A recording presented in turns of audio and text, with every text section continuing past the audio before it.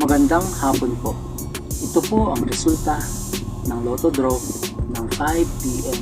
Miyerkules, January 31, 2024.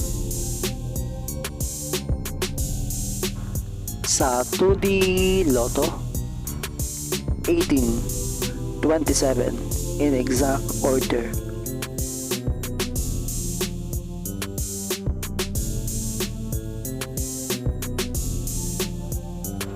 Sa 3D Lotto, 6, 4, 0 in exact order.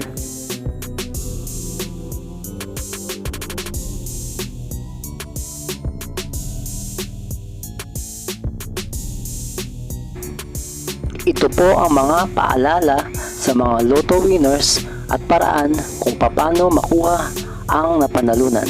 Ito po ang mga paalala sa mga Lotto winners at paraan kung paano makuha ang napanalunan. Ito po ang mga paalala sa mga Lotto winners at paraan kung paano makuha ang napanalunan.